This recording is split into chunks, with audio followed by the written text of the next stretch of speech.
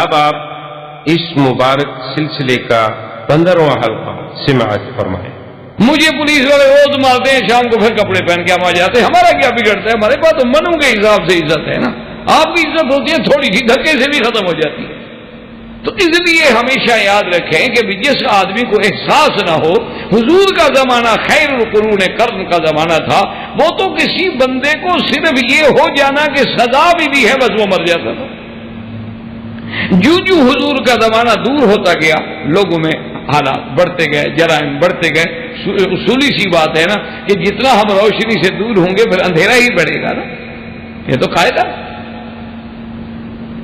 وہ جو نور تھا، حضور نور نبوت تھا، اس سے جب دور ہوتے جائیں گے تو اندھیرا ہی ہوگا۔ تو حضرت عمر رضی اللہ تعالی نے صحابہ کی میٹنگ بلائی کہ بھی شراب کی حد میں فیصلہ کیا جائے، اجتہاد کیا جائے۔ تو سب سے پہلے کہتے ہیں کہ رائے حضرت علی نے بھی دی، لیکن 80 کوڑے کی حد جاری کرنے والا جو ہے وہ حضرت عمر رضی اللہ تعالی عنہ وارض۔ تو اسی طرح یہ بھی موافقات سیدنا عمر رضی اللہ تعالی عنہ میں ہے کہ جو حضرت عمر رضی اللہ تعالی عنہ نے پردے کے بارے میں بات کی وہی ہو گیا۔ ایک دفعہ حضرت آقا انعامدار صلی اللہ علیہ وسلم کے بارے میں مشہور ہو گئی بات کہ حضور نے بیویوں کو چھوڑ دیا۔ حضرت عمر رضی اللہ تعالی عنہ جو ہیں وہ آئے اپنی بیٹی کے پاس، بی بی حفصہ حضور کی، حضرت عمر کی بیٹی ہے، حضور کی بیوی ہے۔ اور آتے ہی حضرت عمر نے غصے کا اظہار کیا، فرمایا کہ حفصہ دیکھو، اچھا میں نے تمہیں کئی دفعہ کہا ہے کہ اللہ کے نبی کو تنگ نہ کیا کرو۔ اچھا وجہ کیا تھی اصل میں جھگڑے کی؟ وجہ یہ تھی کہ حضور صلی اللہ علیہ وسلم جو بیویوں کو خرچہ دیتے تھے نا جی، اب بیویاں تھی سخی، کپڑا آیا وہ خیرات کر دیا، کوئی خرچہ آیا، روٹی پانی کا دانے آئے، کھجور آئے، خیرات کر دی۔ پھر حضور سے کہا حضور ہمارے گھر میں تو کچھ نہیں، اور دیں۔ حضور نے اور بھیجا، وہ شام کو پھر خیرات ہو گئی۔ تو حضرت عمر رضی اللہ تعالیٰ عنہ بیوی حفصہ سے کہتے تھے کہ اللہ کی بندگی، اگر تمہیں ضرورت ہے تو عمر سے کہو، میں تمہیں دے دوں گا، لیکن اللہ کے نبی سے نہ مانگا کرو، خبردار اللہ کے نبی کو پریشان نہ کیا کرو، خرچہ دو خرچہ دو خرچہ دو۔ ایسا نہ ہو کہ اللہ چاہے تو اس کو حکم دے دے اور اللہ کا نبی تمہیں طلاق دے دے، اور اللہ تو قادر ہے، وہ چاہے تو ان کے لیے بہترین سے بہترین بیویاں بدل ڈالیں، ایمان والیاں، اسلام والیاں، اطاعت والی، فرمانبرداری، اللہ تو قادر ہے اس بات۔ تو خدا کی قدرت ہے۔ صحابہ کہتے ہیں کہ جیسے حضرت عمر نے کہا تھا نا کہ خدا چاہے تم سے طلاق دلوا دے اور وہ اپنے نبی کے لیے اور بیویوں، اسی طرح قرآن نازل ہو کہ عسى ربه ان طلقكن ان يبدله ازواجا خيرا منكن مسلمات مؤمنات قانتات تائبات عابدات صائحات طیبات و ابکارا۔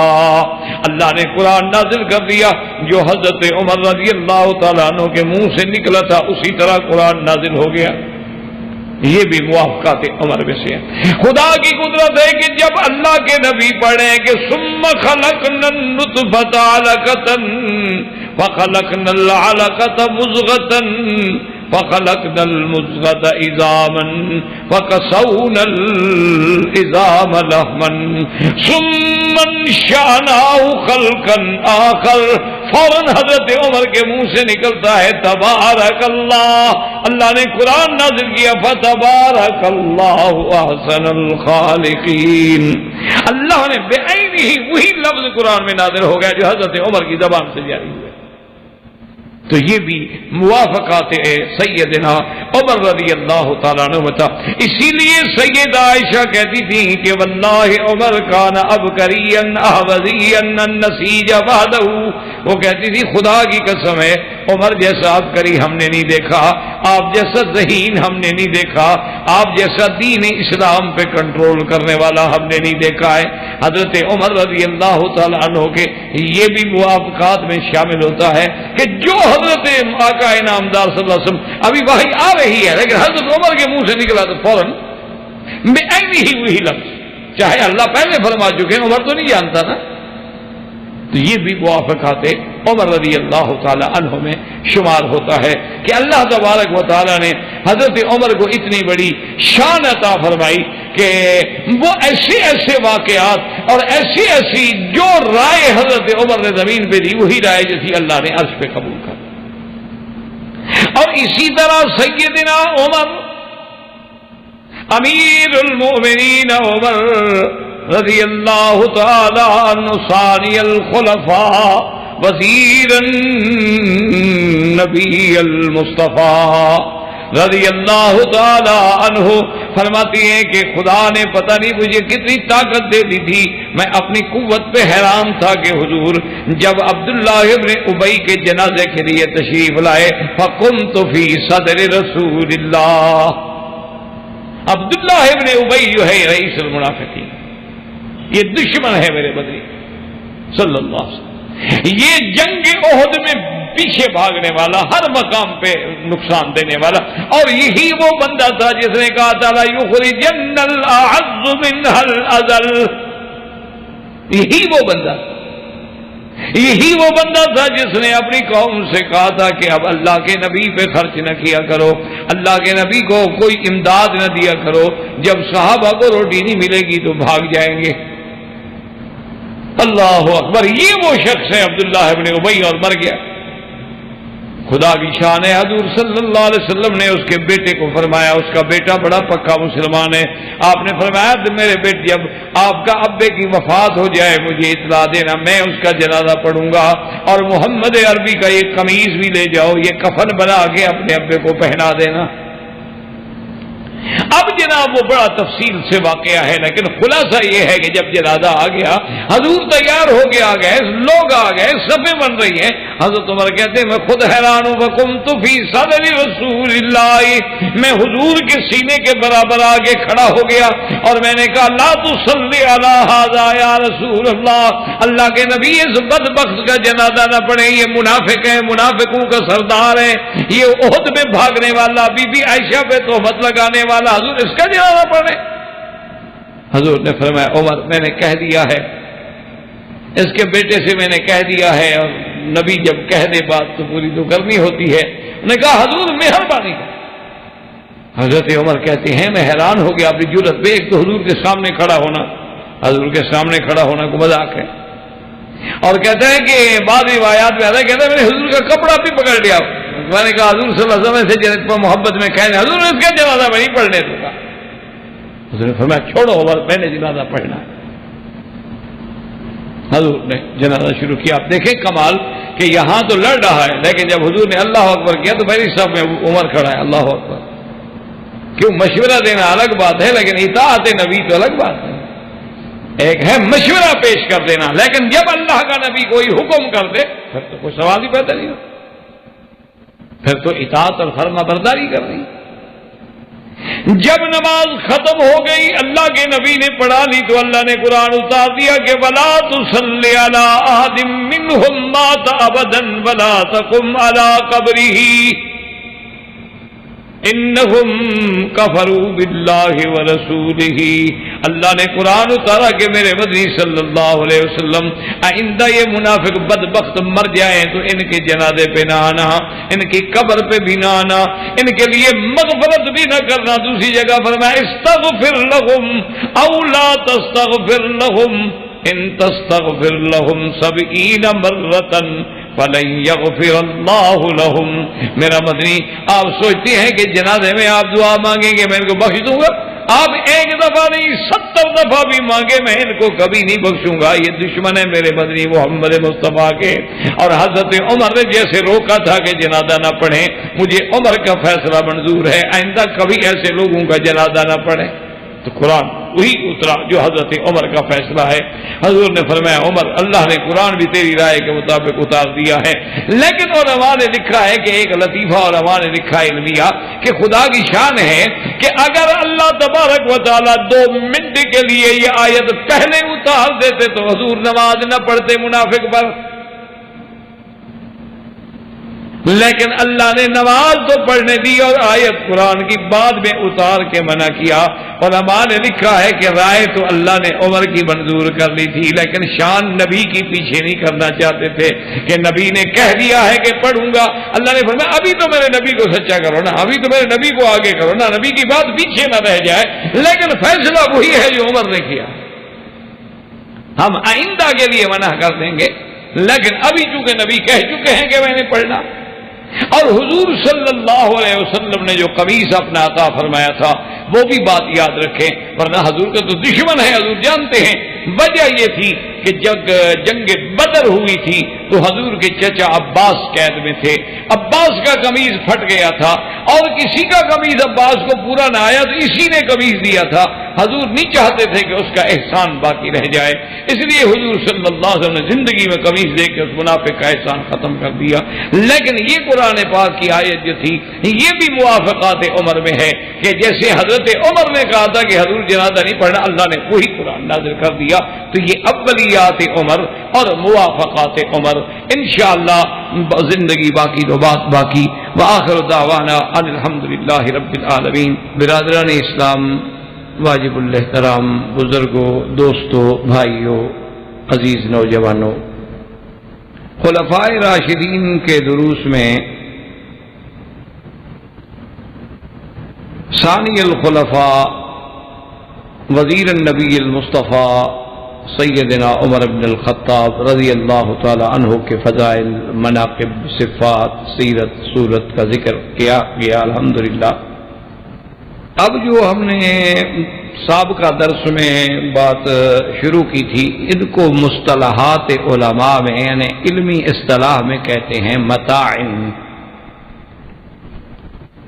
تو اب یہ باب ہے متاعن عمر رضی اللہ تعالی عنہ کا کہ سیدنا امیر المؤمنین عمر بن الخطاب رضی اللہ تعالی عنہ پر ان کے اعداء، مخالفین، معارضین نے جو طعن کیے ہیں یعنی جو اعتراض کیے.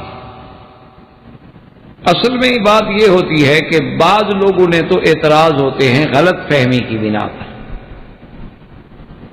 اور بعض اعتراض ایسے ہیں کہ جو بالکل ایک بنیادی طور پر ایک فرقے میں، ایک پروگرام کے تحت، ایک منصوبہ کے تحت، جیسا کہ میں نے عرض کیا تھا کہ جب اللہ نے اسلام کو عظمت دی، جب اللہ تبارک و تعالی نے پورے عالم میں اسلام کا پرچم بلند کر دیا، اور جب صحابہ رضوان اللہ علیہم اجمعین جیسی ایک کمزور جماعت جو ہر لحاظ سے، اقتصادی لحاظ سے، سیاسی لحاظ سے، عدد کے لحاظ سے، اسباب کے لحاظ سے بالکل کمزور، لیکن جب اللہ نے اپنی نصرت کے ساتھ اس دور کی سپر پاور کو، جو اس وقت کی سپر پاور جو تھی وہ روم تھی اور فارس تھی، ان صحابہ رضوان اللہ علیہ اجمعین نے، انہوں نے اپنی قوت ایمانی اور حق پہ ہونے کے سبب سے اللہ کی نصرت سے ان بڑی طاقتوں کو روند ڈالا. اسی لیے اقبال نے یا شاید کسی اور شاعر نے کہا کہ بات کیا تھی، کہ بات کیا تھی کہ نہ روم و ایران سے دبے چند بے تربیت اونٹوں کے چرانے والے. تو جب اسلام اس زور سے پھیلا کہ روم فتح ہو گیا، فارس فتح ہو گیا، اسلام قسطنطنیہ فتح ہو گیا، اسپانیہ تک پہنچ گیا، غرناطہ تک پہنچ گیا، ماشاءاللہ یعنی ادھر سین تک اسلام پہنچ گیا، تو اب دشمنان اسلام نے یہ سوچا کہ ہم ان کا مقابلہ قوت سے نہیں کر سکتے، اب مقابلے کا ایک حل ہے کہ منافقانہ طور پہ ہم مسلمان بن کے ان کے اندر داخل ہو کر مسلمانوں کو آپس میں تقسیم کریں. اور اس فتنے کے پیچھے یہودیت تھی. اور آج بھی 1400 سال کے بعد دیکھ لیں کہ اسلام کے خلاف جتنی سازشیں ہو رہی ہیں ان کے پیچھے یہودیت، صہیونیت. تو ان لوگوں نے پھر اپنے لوگ پیدا کیے، سیدنا عمر رضی اللہ تعالی عنہ کو شہید کرایا، پھر سیدنا عثمان رضی اللہ تعالیٰ عنہ کو محصور کر کے مدینہ منورہ میں شہید کرایا، جیسے انشاءاللہ ہم پڑھیں گے. اور اسی طرح پھر انہوں نے اعتقادی لحاظ سے فرقے پیدا کیے کہ یہ حضرت علی کا فرقہ ہے اور یہ دوسرے صحابہ کی جماعت ہیں اور یہ محبان اہل بیت ہیں اور یہ محبان صحابہ ہیں. کہیں روافض پیدا ہوئے، کہیں نواسب و خوارج پیدا ہوئے، اور اسلام میں آہستہ آہستہ آہستہ آہستہ فرقہ بندی ہوتی گئی، مسلمان ایک دوسرے سے دور ہوتے. تو اس لیے ہم نے الحمدللہ یہ مناسب سمجھا کہ جہاں خلفائے راشدین کی سیرت کا بیان ہو تو وہاں ہماری نوجوان نسل کو یہ بھی پتہ لگے کہ ان پہ اعتراضات جو کیے جاتے ہیں ان کی حقیقت کیا. تو سیدنا عمر رضی اللہ تعالیٰ عنہ کے متائن میں سے سب سے بڑا تان جو ہے وہ مسئلہ قرطاس ہے، جس کا مختصر خلاصہ میں نے سابقہ درس میں بھی عرض کیا تھا کہ حضور صلی اللہ علیہ وسلم نے اپنی بیماری کے وقت میں ارشاد فرمایا کہ ایتونی بقرطاسن، کاغذ قلم لاؤ تاکہ میں لکھ دوں. اور اس میں ایک روایت میں یہ بھی لفظ ہے کہ لن تضلوا بعدی ابدا، کہ میرے بعد تم کسی گمراہی میں نہ پڑ جاؤ. اور حضرت عمر رضی اللہ تعالیٰ عنہ نے کہہ دیا کہ حسبنا کتاب اللہ، اللہ کا قرآن کافی ہے. اس پہ دو جماعتیں ہوگی، ایک جماعت کہے بھی لکھنے کے لیے لے آؤ بھی لکھوا لو، ایک جماعت کہے کہ نہیں بھائی ٹھیک ہے اللہ کا قرآن کافی ہے، بات چھوڑو، حضور کے آرام کا وقت ہے، بیماری کی شدت کا وقت ہے، اس وقت آپ سے لکھوانے کا کیا مطلب. اور جو لوگ خاندانی ہوتے ہیں جن کو اللہ نے ایک شرف دیا ہوتا ہے، ان کے دماغ میں اس وقت مریض کی حالت سامنے ہوتی، تو اسی بات کو بہرحال رنگ دیا گیا، پھیلایا گیا کہ حضور لکھنا چاہتے تھے اور حضور حضرت علی رضی اللہ تعالیٰ عنہ کی خلافت چاہتے تھے لکھنا، لیکن حضرت عمر نے روک دیا اور حضور کے سامنے شور کیا، حضور کے سامنے آواز بلند کی. اور ایک لفظ یہ بھی آتے ہیں کہ یہ بھی کہا کہ نعوذ باللہ شاید حضور پاک جو ہے بیماری کی وجہ سے، یعنی اللہ معاف کرے بیماری کا اثر ہے اور آپ ایسے غلط باتیں کہہ رہے ہیں جیسے بیمار کہہ دیتا ہے. تو کہتے ہیں کہ اتنی بڑی زیادتی کے بعد حضرت عمر کا تو اسلام شک میں پڑ جاتا ہے اور تم کہتے ہو کہ ہم اس کو خلیفہ رسول مان لیں. تو اس اعتراض کی بنیاد یہ ہے. سب سے پہلی بات یہ ہے کہ اگر اعتراض کرنے والے حضرات یہ خود سوچ لیتے کہ بھئی تمہارا تو دعویٰ ہے کہ حضور جب حجۃ الوداع سے واپس آئے ہیں تو غدیر خم کے مقام پہ آپ نے اعلان کر دیا کہ من کنت مولا فعلی مولا ہو، حضرت علی کی خلافت کا تو اعلان ہو گیا تو پھر لکھنے کی کیا ضرورت تھی. یا تو وہ بات مانو کہ غلط ہے، اگر وہ بات صحیح ہے تو پھر حضرت علی کی تو بات کا اعلان ہو چکا. اور نمبر 2 بات یاد رکھیں کہ اگر حضور صلی اللہ علیہ وسلم نے کچھ لکھوانا بھی تھا، لکھنا بھی تھا، تو کیا یہ اللہ کا حکم تھا؟ اور اگر یہ اللہ کا حکم ہے تو پھر اللہ کے نبی نے پورا کیوں نہیں کیا؟ یعنی اللہ حکم دے اور حضرت عمر اگر روک دے تو اللہ کا نبی رک جائے. تو یہ حضرت عمر پہ اعتراض نہ ہوا، یہ تو اللہ کے نبی پہ اعتراض ہوا.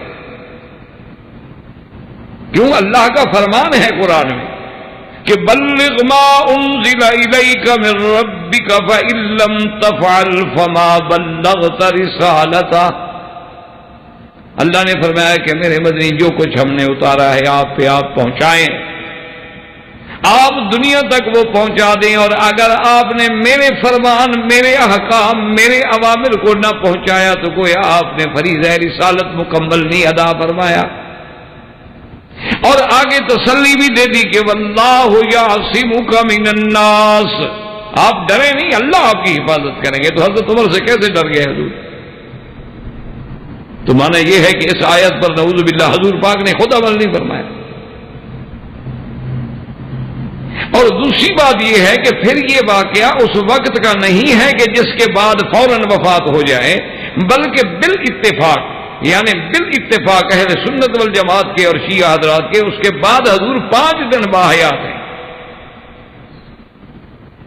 تو 5 دن باقی ہیں، اور 5 دن تو حضرت عمر نہیں بیٹھے رہے حضور کے حجرہ مبارک میں. عیادت کرنے کے لیے جو آدمی آتے ہیں 2 گھنٹہ 2 گھنٹے 4 گھنٹے کے بعد چلے جائیں گے.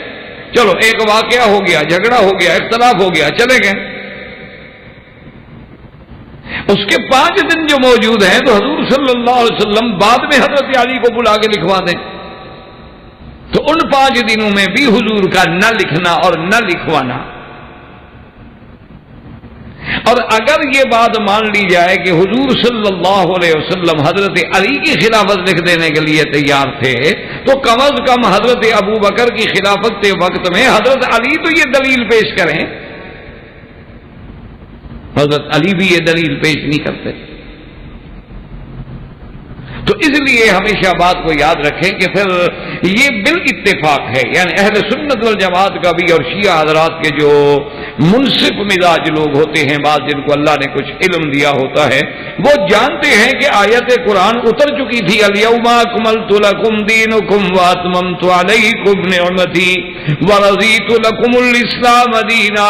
اللہ نے کہا دین مکمل ہو. تو معنی یہ ہے کہ جب دین مکمل ہے، کوئی چیز بچی نہیں، تو حضور دین کے علاوہ کوئی بات تھی. حالانکہ واقعہ صرف اتنی تھا کہ سیدنا عمر رضی اللہ تعالی عنہ آخری وقت میں حضور کی رضا حاصل کرنے کے لیے انہوں نے یہ بات کی تھی جس کو مخالفین نے بجائے سیدنا عمر کی شان کے نعوذ باللہ اعتراض بنا دیا.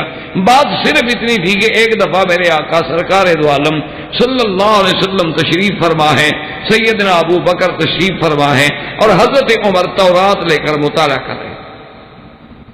تورات کے کچھ اوراق ملے، حضرت عمر ان کو دیکھ اور کتاب میں اتنے مشغول تھے کہ انہوں نے حضور صلی اللہ علیہ وسلم کے چہرے پہ نظر نہ ڈالی.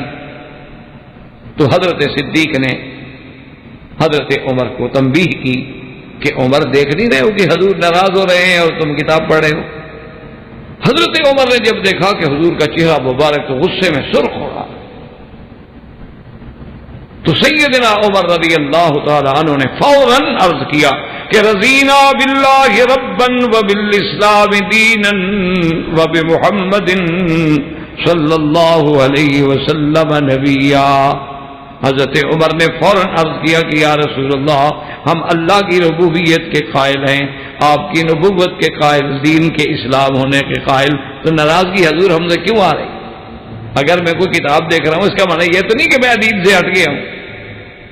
ہم تو اللہ کی توحید کے، الوہیت کے، ربوبیت کے، سرکار کی نبوت کے، اسلام کے قائل ہیں. حضور نے فرمایا کہ عمر لو کان موسیٰ حیا لما وسعہ الا اتباعی او کما قال رسول اللہ صلی اللہ علیہ وسلم. فرمایا کہ عمر اگر آج موسیٰ علیہ السلام بھی زندہ ہوتے تو وہ بھی میری اتباع کرتے، میری نبوت، میری شریعت کے تابع ہوتے. تو جب تمہارے پاس دین مصطفیٰ موجود ہے تو پھر سابقہ کتابوں کے دیکھنے کی کیا ضرورت؟ کتابیں بدل گئی ہیں، محرف ہو گئی ہیں، مغیر ہو گئی ہیں. تو حضرت عمر نے بات مان لی اور اس کے بعد حضور کی ناراضگی بھی ختم ہو گئی. تو حضرت عمر کے دل میں یہ بات تھی. تو اب چونکہ ایک موقع ملا اور حضور کی بیماری کا عالم ہے اور حضور صلی اللہ علیہ وسلم نے فرمایا کہ کاغذ دوات لے آؤ، قلم دوات لے آؤ، میں لکھ دوں. حضرت عمر نے اپنے اس بات کو اللہ کے نبی کے دل سے دور کرنے کے لیے کہ یا رسول اللہ اب تو ہم اتنے پکے ہو گئے ہیں، حسبنا کتاب اللہ، اللہ کا قرآن ہمارے لیے کافی، اب لکھنے کی کیا ضرورت، تاکہ حضور کا دل مطمئن ہو جائے کہ حضرت عمر اب قرآن پہ اتنا پکا ہو چکا ہے کہ اب مجھے میرے لکھوانے کی بھی ضرورت نہیں رہی. وہ تو اپنی صفائی میں ایک بات کر رہے ہیں، نہ کہ اعتراض کر رہے ہیں حضور صلی اللہ علیہ وسلم. اور دوسری بات یاد رکھیں کہ اگر صحیح معنی میں بات یاد کی جائے تو دراصل حضور صلی اللہ علیہ وسلم اگر لکھنا چاہتے تھے تو پتہ ہے وہ کیا تھا، وہ خلافت ابی بکر. اس کی دلیل کیا ہے کہ صحیح روایات میں موجود ہے کہ حضور صلی اللہ علیہ وسلم نے ایک دفعہ حضرت عائشہ سے فرمایا ادعی لی اباک انا اکتبہ، اپنے ابا کو بلاؤ، میں چاہتا ہوں کہ میں ان کو لکھ دوں خلافت میرے بعد. اور اس کے فوراً بعد حضور نے فرمایا یا اب اللہ والمؤمنون الا ابی بکر. فرمایا اچھا عائشہ مت بلاؤ، اللہ بھی نہیں چاہتا ابو بکر کے سوا اور مومن بھی ابو بکر کے سوا کسی کو قبول نہیں کریں گے، لکھنے کی ضرورت ہے. تو حضور صلی اللہ علیہ وسلم نے اپنا وہ ارادہ بدل دیا. اس وقت بھی اگر کوئی خیال آیا تو پھر وہ خلافت ابی بکر کے بارے میں ہو سکتا ہے، نہ کہ خلافت علی کے بارے میں. تو اس لیے اس اعتراض کو سیدنا عمر رضی اللہ تعالی عنہ پر محمول کرنا یعنی نہ تو یہ عقل سلیم کا کوئی فیصلہ ہو سکتا ہے اور نہ ہی کوئی منصف انسان جو ہے وہ اس کو حضرت عمر رضی اللہ تعالی عنہ کے خلاف کہہ سکتا ہے کہ سرکار دو عالم کی تکلیف کا وقت ہے. یعنی ابھی آپ اندازہ کریں ہمارے اپنے خاندان میں یعنی ہماری قوم میں مقصد رشتہ دار نہیں برادری میں قوم میں ایک آدمی تھا. اس نے وہ سردار تھا بہت بڑا ڈاکٹر بھی تھا اور خان بھی تھا زمیندار بھی تھا اور بہت بڑا ڈاکٹر تھا. اور وہ ہمارے بہاولپور اسٹیٹ میں جس دور میں ڈاکٹر نہیں ہوتے تھے وہ پہلے ڈاکٹروں میں پہلے بیچ میں ہے جو باہر سے پڑھ کے آئے. یعنی اس دور میں کوئی ڈاکٹر ہوتا ہی نہیں تھا ہمارے دیہاتوں میں. تو اس نے دوسری شادی کر لی. اب اتفاق یہ فطری بات ہے حالات ہوتے ہیں کہ دوسری بیوی جب آ جائے تو پہلی بیوی بیچاری دور ہو جاتی ہے اس کی اولادیں بھی ذرا دور ہو جاتی ہے. دوسری بیوی جو ہے وہ قریب ہوتی ہے اور اس کی اولاد بھی قریب ہوتی ہے. تو ان لوگوں نے باقاعدہ اس خان صاحب پہ اپنا محبت سے پیار سے خدمت سے اتنا تسلط کر لیا کہ ساری چیزیں جو تھی نا خان صاحب بڑی جائیداد کے مالک تھے سب اپنے قبضے میں لے لی. تو اب خان صاحب کو بیماری میں خیال آیا کہ بھئی یہ بات تو ٹھیک ہے لیکن میری پہلی بیوی بچے تو مارے جائیں میرے پہلے بیوی بچے جو ہیں وہ تو مارے جائیں. اچھا خدا کی شان ہے ابھی انہی ڈاکٹر صاحب کا ایک لڑکا جو ہے وہ اب بھی یہاں اسی ملک میں ہیلتھ آپ کے وزارت سیاہ میں کام کرتے ہیں.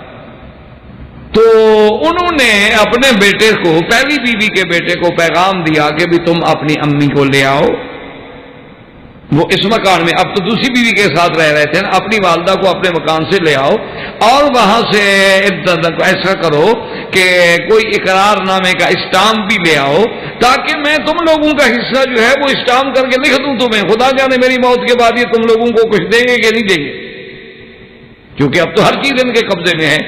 تو اس نے جا کے اپنی امی سے کہا اس کی امی آئی یعنی اس کی پہلی بیوی آئی اور انہوں نے کہا کہ خان صاحب ہمارا مقدر ہمارے ساتھ ہے اب تمہاری موت کا وقت ہے اس وقت ہم تم سے اسٹامپ لکھواتے پھریں پہلے تو تمہیں اسٹامپ لینے کے لیے جانا چاہیے یا اسٹامپ فروش کو گھر میں بلا کے اس سے تم خود خریدو ہم خرید کے لے آئیں گے تو اس کی تو کوئی حیثیت نہیں ہوگی. تو ہمیں جائیداد سے زیادہ تمہاری صحت کی فکر ہے ہمارے مقدر میں جو ہے مل جائے گا ہم نہیں چاہتے کہ تکلیف کرو جو اللہ کو منظور. اور وہی ہوا خان صاحب فوت ہو گئے دوسروں نے قبضہ کر لیا لیکن انہوں نے لکھوانے کی تکلیف نہ دی کہ بھئی تم اس وقت موت کا عالم ہے بیماری ہے چھوڑو جو اللہ کو منظور ہے ہو. تو ہر خاندانی لوگ جو ہوتے ہیں وہ تو یہ باتیں سامنے رکھتے ہیں اور حضرت عمر نے بھی یہی بات سامنے رکھی کہ دین مکمل ہو گیا اللہ کی نعمتیں پوری ہو گئی اللہ کے نبی نے ہر چیز ہمیں بتلا دی ہے اب کون سی چیز باقی رہ گئی ہے کہ ہم حضور کو اس وقت تکلیف دیں اور لکھوائیں. حسبنا کتاب اللہ کا قرآن ہمارے لیے کافی ہے. تو یہ قابل اعتراض بات تو نہیں دی یہ تو قابل فخر بات.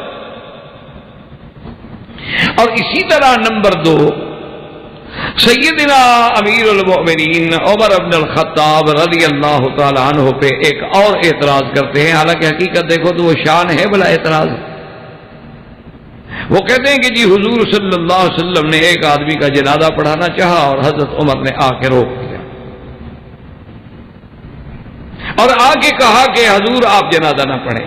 حضور نے کہا کہ نہیں میں پڑھوں گا. عمر نے کہا کہ میں نہیں پڑھنے دوں گا اور حضور کا کپڑا پکڑ کے کھینچا. تو کہتے ہیں کہ دیکھو اللہ کے نبی کے سامنے آ کے مقابلہ کرنا اللہ کے نبی کو روکنا پھر حضور کا کپڑا پکڑ کے کھینچنا اتنا بے ادبی کرنا جن کے آگے آواز اونچی ہو جائے تو عمل برباد ہو جاتے ہیں. اور یہ تو آواز کی بات نہیں حضور کو روک رہے ہیں پکڑ رہے ہیں کپڑا پکڑ کے کھینچ رہے ہیں. تو کہتے ہیں کہ یہ چیز جو ہے یہ ثابت کرتی ہے کہ حضرت عمر نے حضور کے سامنے نعوذ باللہ بے ادبی کی گستاخی کی اور معنی یہ ہے کہ اپنے روب اور دبدبے سے حضور جو کام کرنا چاہتے ہیں نہیں کرنے دیتا. اور اللہ کا حکم ہے کہ لا تقدموا بین یدی اللہ ورسولہ اللہ تبارک و تعالیٰ اور اس کے رسول کے آگے کسی قول اور فعل میں آگے ہونے کی کوشش نہ کریں. تو یہ تو آگے ہو رہا تو اس نے قرآن کی مخالفت. تو حقیقت اگر دیکھی جائے میرے عزیز تو یہ اعتراض نہیں بلکہ یہ مسئلہ بھی سیدنا عمر کے باعث شان ہے نہ باعث نقصان. وہ واقعہ اصل میں یہ ہے کہ ابن ابی ابن سلول جو رئیس المنافقین تھا مدینہ منورہ میں اور دشمن نبی صلی اللہ علیہ وسلم، اور یہ اتنا بڑا دشمن ہے، اتنا بڑا گستاخ ہے، جس نے ایک دفعہ صحابہ سے اور اپنی جماعت کو صحابہ کے بارے میں اتنے گستاخانہ لفظ کہے تھے کہ سمن کلبہ کا یاکلو کا، کہنے لگا کہ عربوں کا محاورہ ہے کہ اپنے کتے کو گھی کھلاؤ پالو تاکہ تمہیں کل کو کھا جائے، تم لوگوں نے ان کو پالا ہے اسی لیے تمہیں مار رہے ہیں آج۔ اتنا گستاخ۔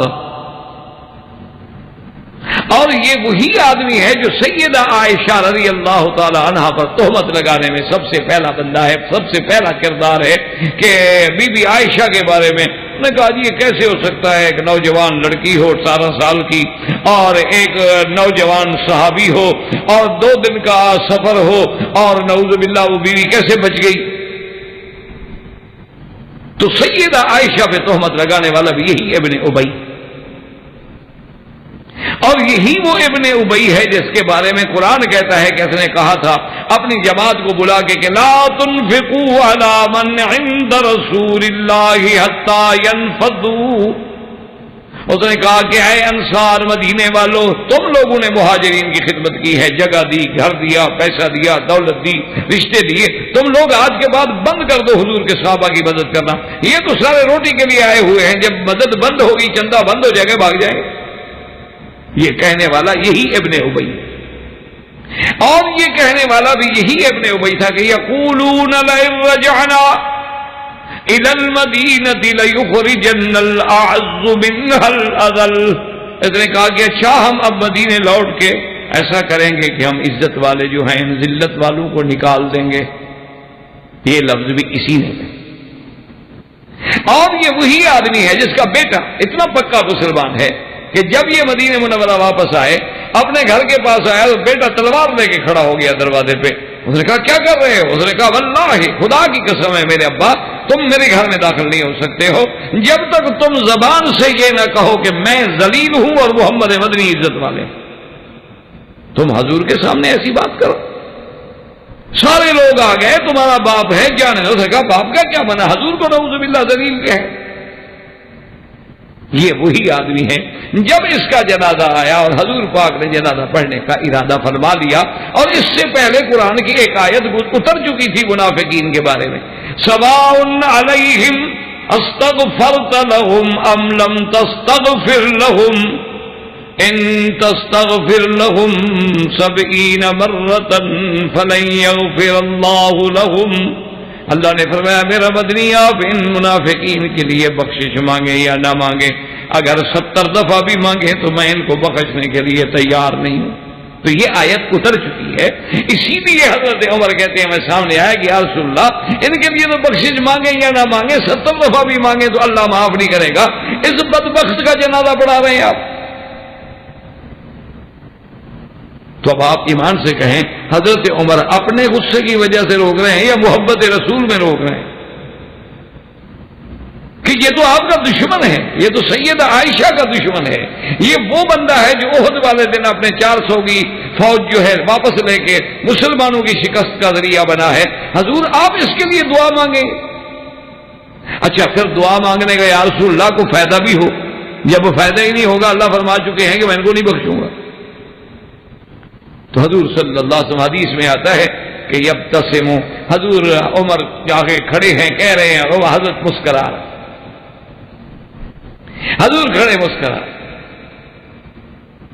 آخر جب حضرت عمر نے بہت مجبور کیا تو ایک روایت اہل سنت میں یہ بھی آتا ہے اور حضرت عمر خود بھی کہتے ہیں کہ عجبت علی جرأتی، کہ میں اپنی جرأت پہ حیران رہ گیا کہ میں نے حضور کا کپڑا پکڑ لیا۔ اچھا کپڑے پکڑنے کا معنی یہ نہیں کہ مخالفت میں ہوتا ہے، آپ دیکھتے ہیں نا کہ کبھی آپ صبح کو ڈپٹی پہ آنے لگے اور آپ کا بیٹا جو ہے وہ کہہ نہیں ابا جان آج آپ کو میں نہیں جانے دوں گا، میں نہیں جانے دوں گا، میں نہیں جانے دوں گا، آپ کہ نہیں بیٹا میں نے ڈپٹی پہ جانا ہے، کیا کر رہے ہو؟ تو آگے چڑھ جاتا ہے، آپ کے کپڑے کو پکڑ لیتا ہے، تو کوئی دشمنی کر رہا ہو؟ کوئی عقل کی بات ہے، جو محبت کی بات ہو اسے دشمنی بنا دیا جائے۔ حضرت عمر کا روکنا جو ہے، اگر حضرت عمر نے کپڑا بھی پکڑا ہے تو اسی طرح جیسے غلام حجت کرتا ہے، جیسے ایک چھوٹا حجت کرتا ہے، حضور میری بات مان لیں اس میں جنازہ رہا، اس کی بھی اب دعا نہ کریں جنازے میں۔ لیکن اصل بات کیا تھی کہ جہاں حضور کی نظر تھی وہاں تو عمر کی نظر نہیں پہنچ سکتی. آخر مقام نبوت جو ہے وہ تو مقام نبوت. اور حضور نے صرف جنازہ نہیں پڑھا، اپنا قمیض بھی دیا اس کو کفن کے لیے. حضور نے اس کے بیٹے سے کہا میرا قمیض لے جاؤ، اسی میں اس کو کفن دو. اور ایک روایت میں تو یہ بھی آتا ہے کہ حضور نے اس کو اپنے گھٹنے پہ رکھا اور اپنا لعاب مبارک بھی اس کے چہرے پہ بلا. لیکن یہاں نبوت کی بات ہوتی ہے، جہاں مقام نبوت ہوتا ہے، جہاں فہم نبوت ہوتی ہے، وہاں تو پھر حضرت عمر کی بات نہیں ہوتی. اگر حضرت حضور نے فرمایا عمر الیک عنی، ہٹ جاؤ، حضرت عمر ہٹ گئے اور حضور نے جنازہ پڑھایا. اب دیکھو جب جنازہ حضور نے پڑھانا شروع کیا تو حضرت عمر کھڑے ہو گئے جنازہ پڑھنے. کہ بھی مشورہ دینا تو الگ بات ہے، لیکن اللہ کے نبی کے حکم کی مخالفت تو نہیں ہو سکتی. اب حضور جنازہ پڑھیں گے تو ہم بھی پڑھیں. جب جنازہ پڑھ لیا تو حضور نے فرمایا عمر تم نے تو یہ سمجھا ہے نا کہ اللہ 70 دفعہ بھی مانگوں تو معاف نہیں کریں گے، تو اصل میں یہ ہے کہ اللہ نے فرمایا کہ 70 دفعہ بھی مانگو تو میں معاف نہیں کروں گا، تو میں 70 سے زیادہ ان کے لیے مانگ لوں گا، 70 دفعہ سے بھی زیادہ مانگ لوں گا، شاید اللہ بخش دے. اور قمیض دینے کی وجہ یہ تھی کہ حضور نہیں چاہتے تھے کہ اس کا احسان رہے. جنگ بدر میں جب حضور کے چچا حضرت عباس قید ہوئے تو حضرت عباس کا قمیض پھٹ گیا، تو کوئی قمیض جو ہے ان کو پورا نہیں آتا تھا، تو اسی ابن ابی نے اپنا قمیض دیا کہ حضور صلی اللہ علیہ وسلم کے چاچے کو دے دو. تو حضور صلی اللہ علیہ وسلم نے وہ قمیض لے کے چاچے کو دیا تھا. تو اللہ کے نبی نہیں چاہتے تھے کہ اس کا احسان میرے اوپر رہ جائے، کہ میرے کہنے پہ اس نے میرے چاچا کو قمیض دیا تھا، حضور نے اپنا قمیض بدلے میں دے دیا کہ معاملہ دنیا میں صاف ہو جائے، آخرت میں احسان نہ رہے اللہ کے رسول پہ صلی اللہ علیہ وسلم. اور اب آگے دیکھیں کہ حضرت عمر کی اگر یہ گستاخی ہے، اللہ نے تو عرش سے قرآن نازل کر دیا، وَلَا تُصَلِّ عَلَىٰ أَحَدٍ مِّنْهُمْ مَاتَ أَبَدًا وَلَا تَقُمْ عَلَىٰ قَبْرِهِ. اللہ نے قرآن نازل فرما دیا کہ میرے مدنی محمد مصطفیٰ صلی اللہ علیہ وسلم ان منافقین پہ آپ پھر کبھی جنازہ نہ پڑھیں اور نہ ان کی قبر پہ کبھی کھڑے ہو کے دعا کریں، بس ختم. تو اللہ پاک نے تو عرش سے وہ فیصلہ منظور کیا کہ عمر فرش پہ کھڑے ہو کے کہہ رہے ہیں کہ جنازہ نہ پڑھیں، اللہ نے بھی وہی کہہ دیا. تو اگر حضرت عمر کی بے ادبی تھی، حضرت عمر کی زیادتی تھی، تو اللہ حضرت عمر کی بات پہ قرآن نازل کر رہے ہیں. یہ تو شان عمر ہے، یہ تو عظمت عمر ہے کہ جو بات حضرت عمر کہہ رہے تھے اللہ نے قبول فرما کے عرش سے حکم جاری فرما دیا. حضور صلی اللہ علیہ وسلم نے بعد میں فرمایا کہ عمر تمہاری اپنی جگہ بات ہے اور اللہ نے بھائی تیرا فیصلہ منظور کر لیا ہے، لیکن نبی کی ایک بات ہوتی ہے کہ شاید یہ ذریعہ بن جائے کسی کے اسلام لانے کا. تو تاریخ گواہ ہے اور آثار میں یہ روایت موجود ہے کہ اس جنازے پڑھانے کا اتنا اثر ہوا کہ ابن ابی کی قوم میں سے 1000 آدمی مسلمان ہو گیا. انہوں نے کہا کہ دیکھو یہ اتنا بڑا دشمن، اتنا بڑا گستاخ، اور اللہ کے نبی کی رحمت دیکھو کہ حضور پھر بھی دعا مانگ رہے ہیں. تو اس میں حضرت عمر رضی اللہ تعالی عنہ کے بارے میں تو نعوذ باللہ یہ تان نہیں ہے، یہ تو وہ کام ہے جس کو اللہ نے قرآن نازل کر دیا عمر کی رائے پر. تو جو بات حضرت عمر کی شان میں تھی، اگر اسی کو بھی نعوذ باللہ کوئی ان کی شان کے بجائے ان کی توہین بنا دے یا تان بنا دے تو پھر تو اس کے عقل پہ ماتم کیا جائے گا کہ ایک عام آدمی کو دھوکہ دینے کے لیے ایک بات کو بلا وجہ رنگ دینا، تو یہ تان جو ہے اس کی بھی عند اللہ کوئی حقیقت نہیں، بلکہ یہ تان نہیں بلکہ یہ تو شان عمر ہے. اسی طرح نمبر 3 یاد رکھیں کہ حضرت عمر پہ ایک اور الزام لگاتے ہیں کہ جب حضور کی وفات ہو گئی، سرکار دو عالم صلی اللہ علیہ وسلم کی جب وفات ہو گئی، تو کہتے ہیں کہ حضرت عمر تلوار لے کے کھڑے ہو گئے، کہا کہ جو یہ کہتا ہے کہ حضور فوت ہو گئے میں اس کی گردن اڑا دوں گا. اور کہتے ہیں جی قرآن نے کہا انک میت وانہم میتون. اللہ کے قرآن نے فرمایا کہ میرے مدنی صلی اللہ علیہ وسلم آپ پہ بھی موت آئے گی، ان پہ بھی موت آئے گی. تو قرآن کہتا ہے اللہ کے نبی پہ موت آئے گی، عمر کہتا ہے موت نہیں آئے گی، تو قرآن کی مخالفت کر رہا ہے. تو یہ بھی حضرت عمر رضی اللہ تعالیٰ عنہ کے بارے میں متائن میں نعوذ باللہ مخالفین نے شمار کر لیا. حالانکہ عند اللہ اگر آپ غور کریں اور عند اللہ یعنی منصفانہ نظر سے دیکھیں تو یہ کمال محبت ہے یا قابل اعتراض بات ہے کہ جب حضرت عمر کو حضور کی وفات کی خبر ملی تو صدمے سے آپ کے دماغ پہ اتنا اثر ہوا کہ نبی تو خاتم النبیین ہے، آپ کے بعد تو نبی ہے کوئی نہیں، تو نبی پہ موت کیسے آ گئی؟ تو یہ تو جوش محبت ہے، یہ تو تقاضا محبت ہے. آپ دیکھتے نہیں، آپ دنیا میں بھی آپ نے دیکھا ہوگا کہ بعض اوقات آدمی موت آ چکی ہوتی ہے لیکن اس کے بیٹے کہ نہیں ٹھہرو تو صحیح، دیکھو نہیں ابھی تو آنکھیں کھلی ہیں ان کی، کیوں کہتے ہو موت آ گئی ہے، صبر کرو کوئی موت نہیں، یہ تو سکتا ہے، یہ تو ایسے ہو جاتا ہے، یہ تو قومے میں ہے. تو محبت کی بات ہے کہ جب اللہ کے نبی کے صدمہ موت کی بات سنی تو حضرت عمر رضی اللہ تعالی عنہ نے فوراً یہ بات کہہ دی، اور یہ جذبہ محبت ہے اور یہ جذبہ حضور صلی اللہ علیہ وسلم سے مقام عشق ہے کہ جب اللہ کے نبی سے کسی کو عشق ہوتا ہے تو آپ سوچیں گے جب حضور کی وفات کا سنے گا تو کیا ہوگا. اسی لیے صحابہ کہتے ہیں کہ واللہ ما رائنا، خدا کی قسم ہے کہ ہم نے ایسا اضواء یوم، ایسا روشن دن ہم نے زندگی میں نہیں دیکھا تھا اس دن سے جس دن حضور تشریف لے آئے مدینے میں. کہتے ہیں جب حضور آئے ہیں خدا کی قسم معلوم ہوتا تھا کہ آج تو دن کی روشنی جو ہے وہ دوگنا ہو گئی ہے.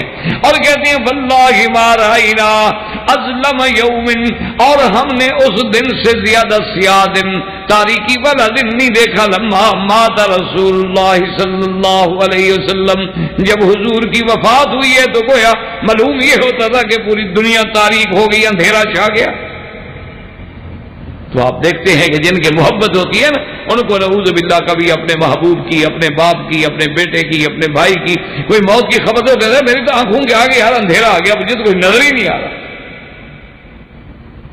تو یہ تو کمال محبت ہے، یہ تو حضور صلی اللہ علیہ وسلم کے ساتھ عشق ہے.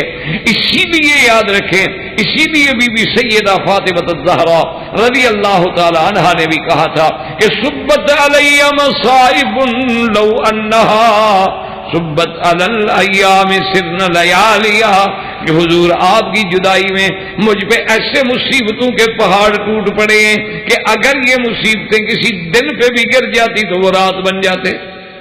تو حضرت عمر کا یہ کہنا یہ عشق رسول ہے یا نعوذ باللہ تعالی. اس لیے پھر حضرت عمر فرماتی ہیں کہ تھوڑی دیر کے بعد فقدم ابی بکر رضی اللہ تعالی عنہ، حضرت ابی بکر آئے فحمد اللہ واثنى علیہ، حضور کے منبر پہ کھڑے ہو کے خطبہ پڑھا، اللہ کا حمد کیا، اللہ کی ثنا بیان کی، اور اس کے بعد حضرت نے اعلان فرمایا کہ لوگوں سن لو یا ایھا الناس من کان یعبد محمدا فإن محمدا قد مات ومن کان یعبد اللہ فإن اللہ حی لا يموت. حضرت عمر اور حضرت ابی بکر نے خطبے کے بعد فرمایا کہ لوگوں اگر تم عبادت کرتے تھے اللہ کے نبی کی تو اللہ کے نبی پہ موت آ گئی ہے، اگر تم اللہ کی عبادت کرتے ہو تو یہ اس کی صفت ہے جو ہمیشہ زندہ ہے اور موت نہیں آئے گی. باقی نبی ہو، رسول ہو، ولی ہو، فرشتہ ہو، موت آئے گی، اللہ کے نبی پہ بھی موت آ گئی. وما محمد الا رسول قد خلت من قبلہ الرسل افإن مات او قتل. جب آپ نے یہ آیت پڑھی حضرت عمر کہتے خدا کی قسم ہے مجھے ایسے معلوم ہو رہا تھا کہ جیسے یہ آیت آج اتری ہو، اور پھر اللہ نے میرے دل میں بھی بات ڈال دی کہ واقعی ابھی بکر صحیح کہہ رہے ہیں. تو یہ مقام محبت ہے، یہ عشق ہے حضور کے ساتھ، یہ نہیں کہ نعوذ باللہ یہ اعتراض ہے یا تان ہے سیدنا عمر پر. تو اس تان کی بھی عند اللہ کوئی حقیقت نہیں. اسی طرح جناب آگے آئے ایک اور تان جو سیدنا عمر پہ ہے وہ یہ ہے، وہ کہتے ہیں کہ جی آپ نے ایک حاملہ عورت تھی اس پر زنا ثابت ہو گیا، جب اس پہ زنا ثابت ہو گیا تو حضرت عمر رضی اللہ تعالیٰ عنہ نے اس پہ حد جاری کر دی، حکم دے دیا کہ اس کو حد مارو۔ تو اس عورت کو صحابہ لے کے جا رہے تھے حد مارنے کے لیے، تو راستے میں حضرت علی رضی اللہ تعالیٰ عنہ آئے، انہوں نے پوچھا کہ کیا بات ہے، کیوں اس عورت کو لے کے جا رہے؟ انہوں نے کہا حضرت عمر نے فیصلہ فرما دیا ہے حد کا۔ تو انہوں نے کہا کہ چل واپس لے کے آئے۔ انہوں نے کہا عمر کیا فیصلہ کر دیا ہے اللہ کے بندے، کہ تم کو اس پر حد مارنے کا تو حق ہے، لیکن لیس علی ابنہا سبیل، لیکن اس کے پیٹ میں جو بچہ ہے اس پر تو تمہارا کوئی حق نہیں حد مارنے کا، وہ تو حاملہ ہے۔ تو حضرت عمر نے فرمایا کہ لولا علی لہلک عمر، کہ علی اگر تم نہ ہوتے تو عمر تو آج ہلاک ہو۔ تو یہ بھی تان کرتے ہیں کہ دیکھو جی، ان کو یہ بھی پتہ نہیں تھا کہ حاملہ عورت کو حد نہیں لگائی جاتی، تو جس آدمی کو اتنے مسئلے کا پتہ نہ ہو تو وہ خلیفۃ المسلمین کیسے بن گیا؟ تو یہ تان بھی حقیقت نہیں رکھتا کہ ضروری تو نہیں ہوتا کہ عورت کے تمام احوال سے قاضی جو ہے وہ باخبر ہو۔ حضرت علی رضی اللہ تعالیٰ عنہ کو اس کے حمل کا پتہ تھا، حضرت عمر کو پتہ نہیں تھا۔ جب پتہ لگ گیا تو روک دی اور حضرت علی کی بھی تعریف فرما دی۔ تو اس میں کون سا قابل اعتراض بات؟ اچھا، اسی طرح ایسے حالات جو ہیں، ایسے حالات میں تو اللہ کے نبی سے بھی فیصلے ہوئے ہیں۔ ایک عورت کو حضور نے بھی حکم دے دیا کہ حد مارو، اور وہ حدیثۃ النفاس تھی، یعنی ابھی ابھی بچہ پیدا ہوا تھا اس کا۔ حضور نے حکم دے دیا رجم کا، تو حضرت علی رضی اللہ تعالیٰ کو حکم دیا، حضرت علی نے رجم نہیں ماری۔ اس کے بعد حضور نے پوچھا کہ کیا ہوا، اس عورت کو سزا دے دی، حد جاری کر دیا؟ حضرت نے کہا لا یار۔ ان کا کیوں؟ انہوں نے کہا یا رسول اللہ حدیثۃ النفاس ہے، وہ تو ابھی تک بیچاری نفاس سے بھی نہیں نکلی، اور اس کے بعد ابھی چھوٹا سا بچہ ہے اس کا۔ تو انہوں نے فرمایا احسنت یا علی، اچھا کیا تم نے، مجھے پتا نہیں تھا کہ وہ حدیثۃ النفاس ہے۔ تو اگر اس میں اللہ کے نبی کی شان میں کوئی فرق نہیں آتا تو عمر کی شان میں کیسے فرق آ گیا؟ ایک چیز کا پتہ نہ ہو اور اس پر اگر آپ ایک فیصلہ فرما دیں۔ حضور صلی اللہ علیہ وسلم نے جیسے ایک آدمی نے شکایت کی کہ آپ کے گھر میں بی بی ماریہ قبطیہ کے پاس جو ہے ایک آدمی جاتا ہے، اور اللہ کے نبی کے گھر میں اس وقت جاتا ہے حضور جب آپ نہیں ہوتے۔ تو حضور کی غیرت، حضور نے حضرت علی کو بلایا، حکم دیا، فرمایا کہ وہ معبور جو ہے نا اس کو جا کے فوراً ماریہ قبطیہ کے پاس ان کا رشتہ دار تھا، آپ نے کہا اس کو قتل کر دو جہاں ملے۔ حضرت علی کہتے ہیں میں تلوار لے کے آیا۔ ایک روایت میں ہے کہ وہ اپنا کنویں کے کنارے پہ بیچارہ بیٹھا تھا، تو حضرت علی نے جو تلوار نکالی اور ڈر کے مارے گر گیا۔ اور ایک روایت میں آتا ہے کہ حضرت علی کو دیکھا تو بھاگ کے درخت پہ چڑھ گیا۔ حضرت علی کو دیکھا غصے میں آ رہے ہیں، تلوار ہاتھ میں ہے، تو ڈر کے مارے بیچارہ درخت پہ چڑھ گیا۔ حضرت علی جو گئے تو آپ نے جو ڈانٹا تو درخت سے گر گیا، درخت سے جو گر گیا غریب تو وہ تو ننگا ہو گیا۔ تو حضرت علی فرماتے ہیں کہ لیس عنده شیء، میں نے دیکھا وہ تو کچھ بھی نہیں، وہ تو مرد ہے ہی نہیں، وہ تو بیچارہ مرد ہی نہیں۔ تو آپ نے قتل نہ کیا، واپس آ گئے۔ حضور پاک نے پوچھا کہ ہاں تم نے کیا کیا؟ اس نے کہا یا رسول اللہ واقعہ یہ ہے وہ تو غریب مرد ہی نہیں ہے۔ تو حضور نے فرمایا احسنت یا علی، علی تم نے بہت اچھا کیا کہ اگر وہ قتل ہو جاتا اور بے گناہ، کہ ایک آدمی بیچارہ مرد ہے ہی نہیں تو وہ گناہ کیسے کرے گا؟ تو اس قسم کے واقعات کو تان نہیں بنایا جا سکتا، ہمیشہ یاد رکھیں کہ یہ تان نہیں ہوتا۔ اسی طرح سیدنا عمر رضی اللہ تعالیٰ عنہ پر ایک اور اعتراض بھی کرتے ہیں کہ جی آپ نے ایک مجنونہ تھی، ایک عورت تھی مجنون، دیوانی عورت تھی، اس پہ آپ نے حد زنا کا ثبوت ہو گیا تو آپ نے حکم دے دیا کہ حد جاری کرو۔ تو حضرت علی رضی اللہ تعالیٰ عنہ نے دیکھا کہ وہ صحابہ ایک عورت کو گھسیٹتے ہوئے لے جا رہے ہیں اور وہ چیخ رہی ہے، تو حضرت نے پوچھا کہ بماذا، کیا کر رہے ہو؟ تو انہوں نے کہا کہ جی حضرت نے حکم دیا ہے حد جاری کرنے کا۔ انہوں نے فرمایا تمہیں پتہ نہیں ہے تو فلاں قبیلے کی عورت ہے، انہا مجنون، یہ تو بیچاری پاگل ہے، یہ تو دیوانی ہے غریب، اس کے ساتھ کسی نے برا کیا ہے، زنا کیا ہے، اللہ معاف کرے، لیکن اس کا کیا قصور ہے؟ دیوانے کو تو حد نہیں لگائی جاتی۔ تو اس عورت کو پکڑ کے حضرت عمر کے پاس لے، انہوں نے کہا یا امیر المومنین میں اس عورت کو جانتا ہوں، یہ فلاں قبیلے کی ہے، یہ تو دیوانی ہے غریب۔ تو اگر حضرت عمر کو ایک فیصلے کا علم نہ ہو، ایک عورت کے بارے میں معلومات نہ ہوں، اور اگر ایک حکم جاری کر دیں اور حضرت علی کے کہنے سے فوراً اس مسئلے کو واپس لے لیں، تو اس میں کون سا تان ہے سیدنا عمر رضی اللہ تعالیٰ عنہ پہ؟ یہ تو امیر المومنین عمر رضی اللہ تعالیٰ عنہ کا کمال ہے کہ فیصلہ بھی جاری کر دیں اور اس کے بعد جب اطلاع مل جائے تو یہ نہ کہیں گے نہیں ہم نے آرڈر کر دیا ہے ہم تو واپس نہیں لیں گے. یہی تو تھا نا کہ ان اللہ جعل الحق علی لسان عمر, اللہ نے عمر کی زبان پہ حق رکھا ہے. اگر کبھی کوئی ایسا تصاب ہو گیا جب پتہ لگا تو فوراً حضرت عمر رضی اللہ تعالیٰ عنہ نے رجوع کر لیا. یہ بات کوئی قابل اعتراض نہیں. اسی طرح ایک اور تان بھی کرتے ہیں کہ آپ کا ایک بیٹا تھا ابو شامہ, اور انہوں نے ابو شامہ پر جو ہے حکم دے دیا کہ حد جاری کرو, اور حد جب مارنے لگے تو وہ مر گیا. جب وہ حد میں مر گیا تو حد کے بیت جو تھے وہ بچ گئے. تو حضرت عمر رضی اللہ تعالیٰ عنہ سے پوچھا گیا کہ آپ کیا کریں اس کے بارے میں, اس کے بارے میں ہم کیا کریں کہ حد کے بیت ابھی باقی ہیں, بندہ مر گیا, آپ نے کہا مار دو, مردے پر بھی حد جاری کروا دی. تو کہتے ہیں کہ دیکھو جی حضرت عمر کا کمال کہ مردہ بندے پر بھی حد ماری جاتی ہے, زندہ کو حد ماری جاتی ہے, مردہ کو حد نہیں ماری جاتی. بھائی اب تو بس جو ہو رہا ہے تو خاموشی ہو جائے. یہ تو ہر آدمی کو جس کے پاس جوال ہو موبائل ہو اس کو اصول ہوتا ہے کہ مسجد میں آئے بند کر, کیونکہ اور خاص طور پہ آج کل جو مصیبت ہے جوال جو ہے نا گھنٹیاں نہیں ہے تو باقاعدہ موسیقی ہے, باقاعدہ گانے لگے ہوئے ہیں, ان پہ جو میوزک بجتے ہیں یہ تو باقاعدہ گانوں کی دھنیں ہیں, اور ہر آدمی نے اپنے منشے کا میوزک سیٹ کیا ہوتا ہے, اور مسجد میں موسیقی اور میوزک وہ تو حرام ہے. تو بہرحال اللہ ہم سب کو ہدایت دے.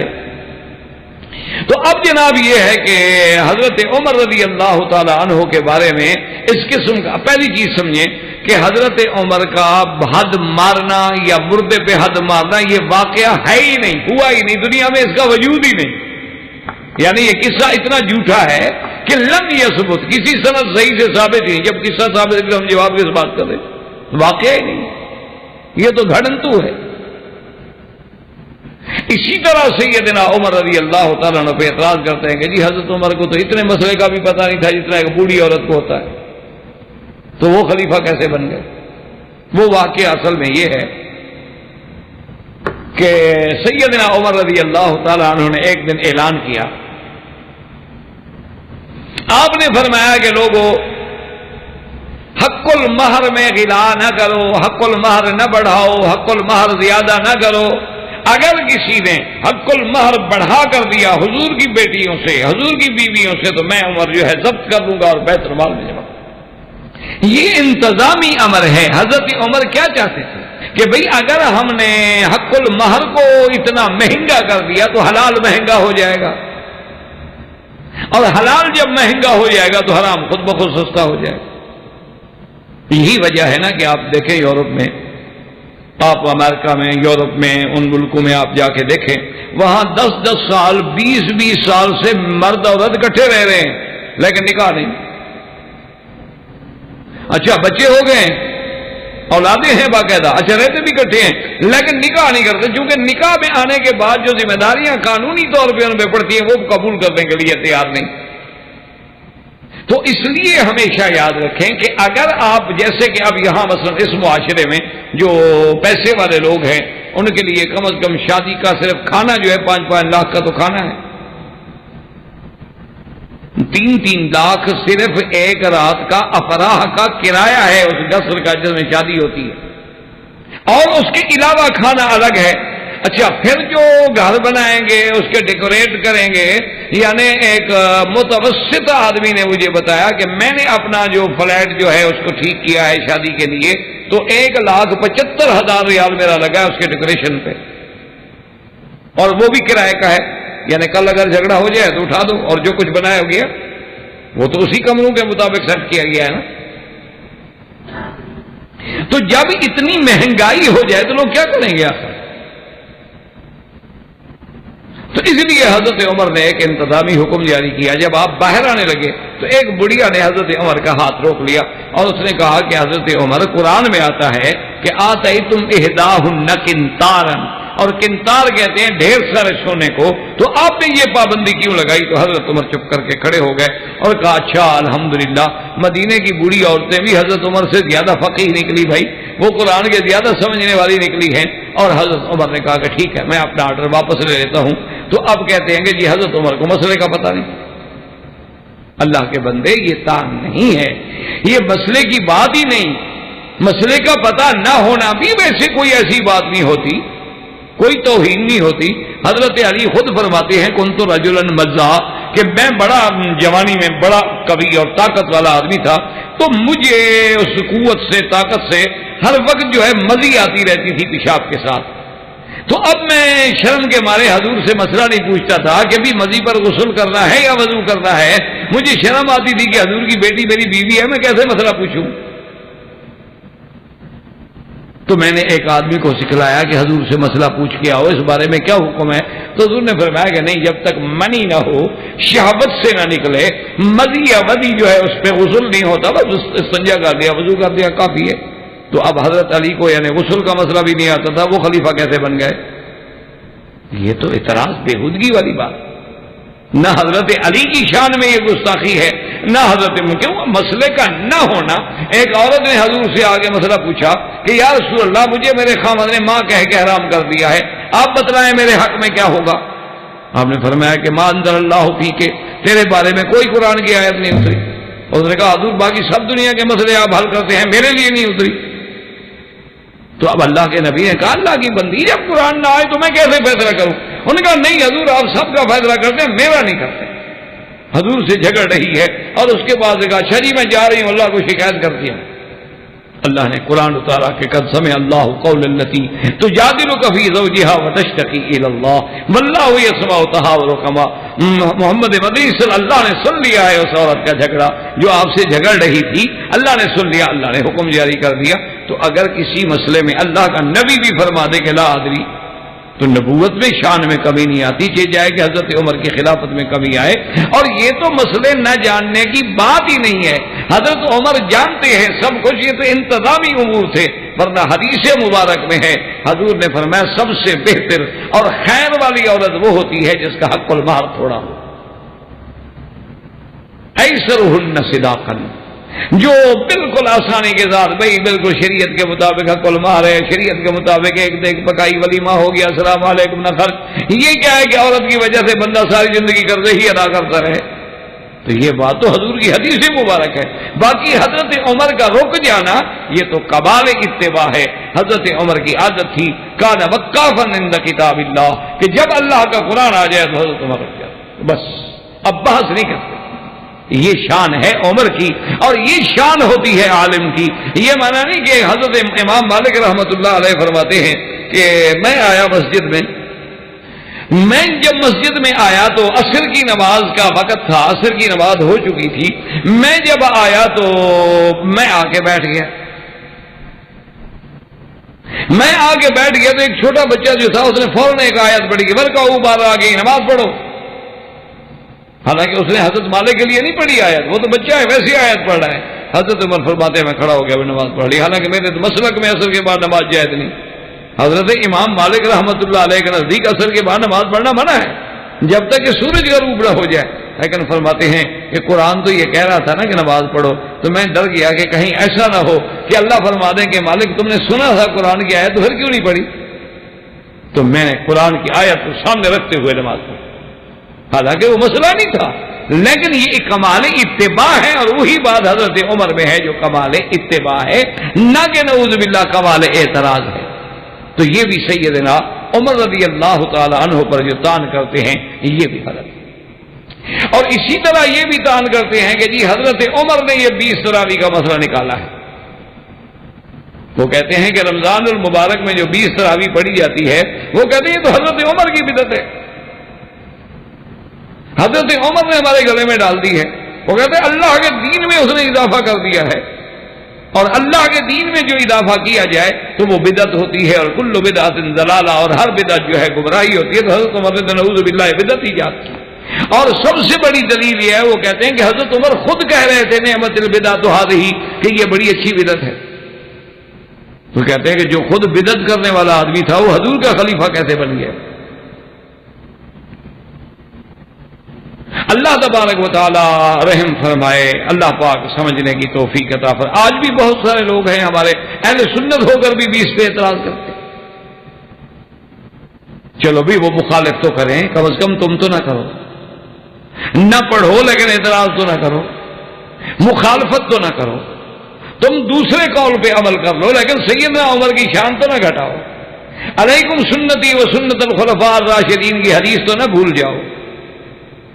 اور بات یاد رکھو کہ بدعت وہ ہوتی ہے جس کا اصل قرآن میں، حدیث میں، اجماع امت میں نہ ملے، وہ ہے بدعت، یاد رکھو۔ ایاکم ومحدثات الامور کل محدثۃ بدعہ وکل بدعۃ ضلالہ۔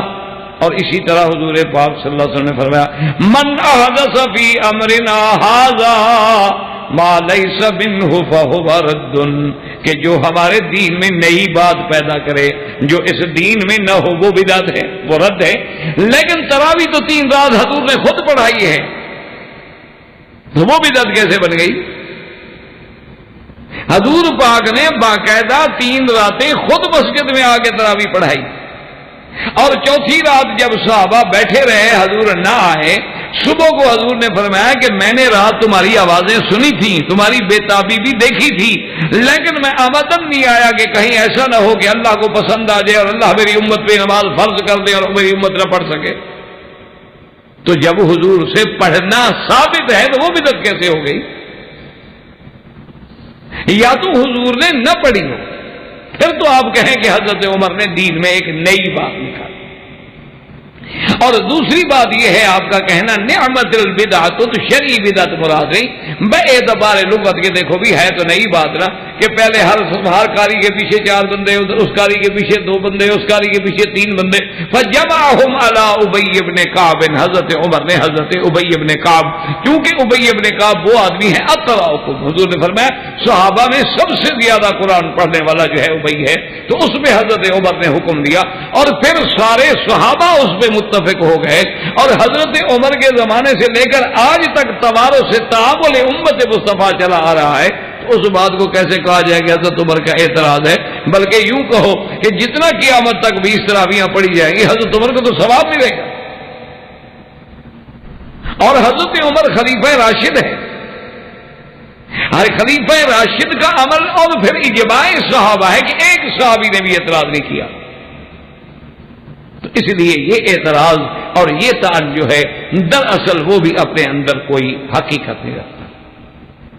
اور اسی طرح وہ یہ کہتے ہیں کہ جی حضرت عمر نے متع حرام کر دیا، حالانکہ متع حلال تھا۔ متع کا معنی یہ ہوتا ہے کہ کسی عورت کے ساتھ آدمی بغیر کسی گواہوں کے جا کے اپنی ایڈجسٹمنٹ کر لے کہ جی 1 رات کا آپ کیا لیں گے؟ انہوں نے کہا جی میں 200 روپئے لوں گا۔ کہا اچھا ٹھیک ہے آپ 10 راتوں کے لیے میری پابند ہو جائیں۔ انہوں نے کہا ٹھیک، اس نے قبول کر لیا۔ تو یہ ہے متع۔ یہ ان کے نزدیک، شیعہ حضرات کے نزدیک صرف یہ نہیں کہ حلال ہے بلکہ عبادت ہے۔ اللہ معاف کر۔ اور استدلال وہ یہ کرتے ہیں، وہ کہتے ہیں جی حضرت ابن عباس کا فتویٰ موجود ہے کہ متع حلال ہے، اور حضرت عمر پہلا آدمی ہے جس نے متع حرام کر دیا۔ وہ کہتے ہیں جی حضرت عمر پہ کتنا بڑا گناہ ہوگا کہ متع حرام کر دیا، متع حلال ہوتا تو لوگ زنا تو نہ کرتے نا، متع کر لیتے۔ تو آج قیامت تک جو ساری دنیا لوگ زنا میں مبتلا ہوں گے سبب تو عمر بن گیا۔ یہ بھی سیدنا عمر پہ طعن ہے۔ یاد رکھیں کہ اصل بات یہ تھی کہ متع اسلام میں پہلے حلال تھا، کوئی نص نہیں آئی تھی اس کی حرمت کی۔ جیسے شراب کے بارے میں قرآن بھی اترا تھا، پہلی آیت بھی اتری تو صرف یہ اتری تھی کہ یسألونک عن الخمر والمیسر قل فیہما اسم کبیر ومنافع للناس۔ پھر آیت اتری کہ لا تقربوا الصلاۃ وانتم سکارا۔ اس کے بعد آیت اتری کہ شراب حرام ہے۔ تو جن لوگوں نے اگر پہلے پی لیا تھا تو ان کا کیا قصور ہے بھائی؟ اسلام میں پہلے متع حرام نہیں تھا، بعد میں اللہ نے متع حرام کیا، اور قرآن میں آ گیا کہ الا علی ازواجہم او ما ملکت ایمانہم، کہ تمہارے لیے صرف 2 چیزیں حلال ہیں، یا تمہاری بیویاں یا وہ عورتیں جو تمہارے مل کے یمین میں تمہارے جہاد کے بعد حصے میں آئیں۔ فمن ابتغى وراء ذلك فاولئک هم العادون۔ ان 2 کے علاوہ اگر کوئی تیسرا رستہ ڈھونڈے تو وہ اللہ کے حدود سے نکلنے والا ہے۔ تو یہ تو اللہ نے حرام کیا ہے، عمر کا کیا قصور ہے بھائی؟ یہ تو اللہ نے قرآن میں حرام کیا، حضرت عمر کا کیا قصور ہے؟ اور پھر اندازہ کرو کہ یہ بات وہ خود مان، اچھا ان سے پوچھو کہ اچھا جی بتا کرنے کے بعد وہ بیوی ہے، کیا جب وہ آدمی اس کو چھوڑ کے آئے گا تو وہ عدت گزارے گی؟ اگر اسی دوران میں 10 دن کے لیے جو کنٹریکٹ ہو اسی میں بندہ مر جائے تو عدت وفات گزارے گی؟ اسی دوران میں وہ بندہ مر جائے تو کیا وہ عورت وارث بنے گی؟ یہ تو وہ بھی نہیں مانتے، تو پھر وہ کیا ہوئی آخر؟ تو بیوی تو نہ بنی، جب بیوی نہ بنی تو آخر کیا بنی؟ تو مانا ازواج کے علاوہ کوئی چیز بنی، اور ازواج کے علاوہ کوئی چیز حلال نہیں ہے، تو اللہ کے قرآن نے حرام کیا ہے، اس میں حضرت عمر رضی اللہ تعالیٰ عنہ کا کیا قصور ہے؟ تو یہ بھی تان جو کرتے ہیں سیدنا عمر رضی اللہ تعالیٰ عنہ پہ، تو یہ بھی غلط۔ اچھا اسی طرح ایک تان کرتے ہیں کہ ایک آدمی آیا حضرت عمر کی خدمت میں، اس پہ زنا کی حد جاری ہونی تھی، تو آپ نے اس کے لیے ایک گوشہ منگوا لیا کھجور کا جس میں 100 شاخیں تھیں، اور کہا اس کو ایک دفعہ مار دو۔ وہ کہتے ہیں دیکھو یہ اپنا آدمی تھا، تو حضرت عمر نے 100 کوڑے کے بجائے 100 شاخیں مروا کے چھٹی کر دی، تو اللہ کے حدود کو توڑ ڈالا۔ اور یہ یعنی واقعہ ہماری بھی بعض کتابوں میں موجود ہے۔ الحمدللہ ہم لوگوں میں یہ عادت نہیں ہے کہ ہم حقائق سے چھپائیں یا حقائق کو نہ مانیں یا نعوذ باللہ جھوٹی باتیں بنائیں، جو بات ہے وہ اچھا اس کی وجہ کیا ہے کہ اس قسم کا فیصلہ بھی خود حضور پاک نے فرمایا تھا۔ حضور صلی اللہ علیہ وسلم کی خدمت میں ایک آدمی کو لایا گیا، انہوں نے کہا یا رسول اللہ اس بندے نے زنا کیا، زنا ثابت ہے، لیکن یہ بیچارہ اتنا بیمار ہے اور یہ ایسا ضعیف الخلقت ہے، پتہ نہیں اس نے یہ گناہ کیسے کر لیا۔ حضور نے جب اس کی حالت دیکھی تو آپ نے فرمایا یہ تو 100 کوڑے سے مر جائے گا، یہ تو برداشت ہی نہیں کر سکتا، یہ تو ایسا بیمار اور مریض ہے، اور بیماری ایسی ہے کہ لا یرجا برؤہ، اس کے تندرست ہونے کی کوئی امید بھی نہیں ہے۔ تو آپ نے فرمایا کہ اچھا یہ شاخیں منگوا کے ایک دفعہ مار لو۔ تو یہ فیصلہ اللہ کے نبی نے کیا تھا۔ اگر حضرت عمر کے سامنے ایک ضعیف الخلقت آدمی آیا اور انہوں نے بھی وہ فیصلہ کیا جو حضور محمد مصطفیٰ نے کیا ہے، اچھا پھر یہ فیصلہ تو قرآن میں بھی موجود ہے، تو حضرت عمر پہ اعتراض کرنے کے بجائے پہلے قرآن تو پڑھ لیں کہ حضرت ایوب علیہ السلام نے قسم کھا لی تھی کہ بیوی نے ایک غلطی کی، بڑا لمبا واقعہ ہے، اس وقت بیان نہیں، بہرحال خلاصہ یہ ہے کہ آپ نے قسم کھا لی کہ میں تمہیں 100 بیت ماروں گا، تم نے غلط مشورہ مجھے کیوں دیا اللہ کے نبی؟ اب جب حضرت ایوب علیہ السلام تندرست ہو گئے، اللہ نے صحت عطا فرما دی، مسائل ختم ہو گئے، تو آپ نے کہا کہ میں نے تو قسم کھائی تھی، اور نبی تو اپنی قسم بھی پوری کرتا ہے۔ اللہ نے فرمایا وہ خذ بیدک ضغثا فاضرب به ولا تحنث انا وجدناہ صابرا۔ اللہ نے فرمایا ایوب مہربانی کر کے اپنی بیوی کو حد نہ مارے، بلکہ گوشہ لے لیں کھجور کا جس میں 100 شاخیں ہوں اور ایک دفعہ مار لیں۔ آپ اپنی قسم بھی پوری کر لیں، لیکن یہ بیوی بڑی صابرہ ہے، اسی نے تو تمہاری خدمت کی، اسی نے تمہارا ساتھ دیا ہے، ہم اس کے لیے رعایت کرتے ہیں۔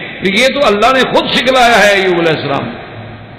تو اگر حضرت عمر رضی اللہ تعالی عنہ قرآن کو سامنے رکھتے ہوئے اور حضور کے فیصلے کو سامنے رکھتے ہوئے فیصلہ کریں تو اس پہ کیا تھا؟ اور اسی طرح ایک تان یہ کرتے ہیں جی کہ بیت المال میں جو خمس تھا، 5واں حصہ تھا، اور جس میں اہل بیت رسول کا حق تھا، وہ حضرت عمر نے اہل بیت کو نہیں دیا،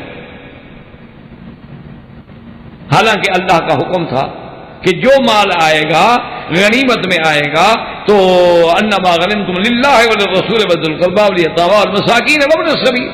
تو حضرت عمر نے قرآن کے اس حکم کی مخالفت کی اور اہل بیت رضوان اللہ علیہم اجمعین کے بارے میں جو ہے ان کا حصہ جو تھا خمس کا وہ ادا نہیں کیا، تو یہ بھی تان در اصل در ہوا ہے جس کی کوئی حقیقت نہیں، کیونکہ اگر یہ خمس دینا حضرت اللہ کے حکم کے مطابق ضروری تھا تو حضور پاک نے بھی اپنی زندگی میں یہ خمس جو ہے صرف اہل بیت میں تو تقسیم نہیں کیا، اور پھر حضرت علی رضی اللہ تعالیٰ عنہ بھی تو خلیفہ بنے، انہوں نے کیوں نہیں دیا؟ تو اصل میں حضور کا عمل مبارک یہ تھا کہ اس خمس میں سے جو اہل بیت کی حاجت ہوتی تھی وہ پوری کر دیتے تھے. اور یہی عمل حضرت ابو بکر نے کیا, یہی عمل حضرت عمر نے کیا کہ حضرت عمر خود بلا کے حضرت علی کو فرماتے تھے کہ یہ لے لو, اور جو بیوہ ہیں, جو یتیم ہیں, جو نوجوان بچے شادیاں کرنا چاہتے ہیں, جن نوجوان لڑکیوں کی شادیاں ہونی ان میں دے دو. تو وہی عمل برقرار رکھا جو حضور صلی اللہ علیہ وسلم نے اور حضرت ابو بکر نے, اور اسی عمل کو حضرت علی نے برقرار رکھا. تو اگر وہ قرآن اور شریعت کے خلاف ہوتا تو حضرت علی رضی اللہ تعالی عنہ وہ عمل کیسے کرتے؟ تو اس لیے اس طعن کی بھی اللہ تبارک و تعالیٰ کے نزدیک کوئی حقیقت نہیں ہے اور نہ اس میں کوئی وزن ہے. صرف یہ بات ہوتی ہے مخالفوں کی کہ صغرا کبرا خود بناتے ہیں اور نتیجہ بھی خود نکالتے ہیں کہ کہیں کی اینٹ کہیں کا روڑا اور بھانمتی نے کنبا جوڑا, ورنہ حقیقت اس میں کچھ نہیں ہوتی. حقیقت یہ ہے کہ حضرت عمر کا ہر عمل جو ہے وہ حضور صلی اللہ علیہ وسلم کی اتباع میں ہے اور اللہ کے قرآن کی اتباع میں ہے. اور یہی وجہ تھی کہ حضرت عمر کو یہ لقب دیا جاتا تھا کہ کان وقافا عند کتاب اللہ, اللہ کے قرآن کے آگے عمر تو بالکل رکنے والا ہے, وہی کرتا ہے جو اللہ کا قرآن کہتا ہے. وآخر دعوانا ان الحمدللہ رب العالمین.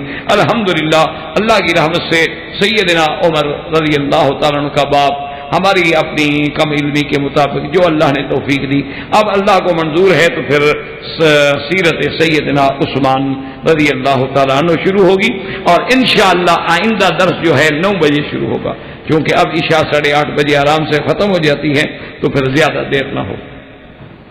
برادران اسلام, واجب الاحترام بزرگوں, دوستوں, بھائیوں, عزیز نوجوانوں, خلافت راشدہ اور خلفاء راشدین کے ضمن میں آج کا درس جو ہے انشاءاللہ سیدنا عثمان غنی ذی النورین رضی اللہ تعالی عنہ کے بارے میں ہے.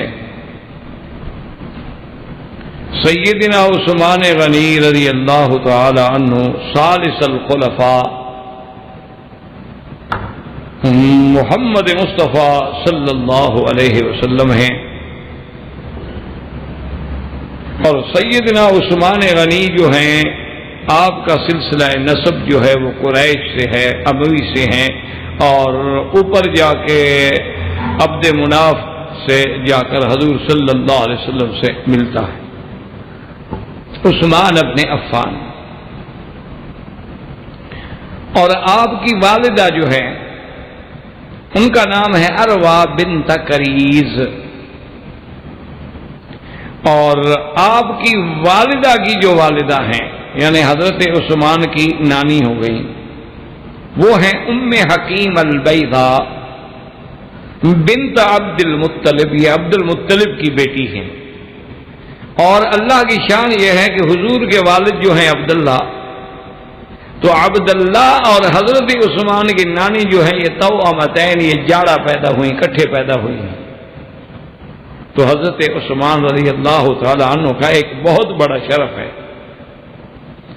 کہ صرف یہ نہیں کہ نسب میں ملتے ہیں بلکہ اس طرح قرب ہے کہ ام حکیم البیضاء عبد المطلب کی بیٹی ہیں اور حضور صلی اللہ علیہ وسلم عبد المطلب کے پوتے ہیں.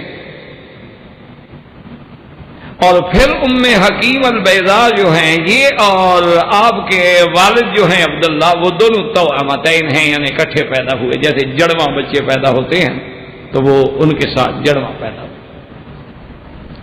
اور حضرت عثمان کی کنیت جو تھی ابو عمر بھی ہے اور ابو عبداللہ بھی, اور آپ کو لقب ملا ہے ذی النورین. اور یہ لقب جو ہے ذی النورین یہ بھی اصحاب رسول پاک صلی اللہ علیہ وسلم کو کسی کو نہیں, یہ شان صرف حضرت عثمان کی. اور اس لقب کے ملنے کی وجہ جو لکھی ہے علماء نے, محدثین نے, ان نے فرمایا کہ حضرت نوح علیہ السلام سے لے کر سرکار دو عالم سیدنا محمد الرسول اللہ صلی اللہ علیہ وسلم تک کسی پیغمبر کے زمانے میں کسی بھی صحابی کو یہ مقام نہیں ملا کہ کسی نبی کی 2 لڑکیاں جو ہیں اس کے گھر میں آئی ہوں. یعنی ایسے تو بہت سارے لوگ ہیں جو انبیاء کے داماد رہے, لیکن دو بیٹیاں ایک پیغمبر کی کسی ایک کے گھر میں آئی ہوں، یہ صرف شان اگر ملی ہے تو سیدنا عثمان کو ملی رضی اللہ تعالی عنہ۔ حضور صلی اللہ علیہ وسلم کی بیٹی بی بی رقیہ، ان کا نکاح جو ہے وہ حضور صلی اللہ علیہ وسلم کی نبوت سے یعنی بعثت سے بھی پہلے ہوا ہے، اور سیدنا عثمان رضی اللہ تعالی عنہ یہ وہ شان والے آدمی ہیں جن کے بارے میں حضور نے فرمایا کہ الذی ہاجر ہجرتین، کہ جس نے دو ہجرتیں کی ہیں، مکہ سے حبشہ کی طرف بھی ہجرت کی، پھر آپ نے مدینہ کی طرف بھی ہجرت کی، اور دو ہجرتوں کا شرف جو ہے وہ بھی حضرت عثمان کو ملا ہے۔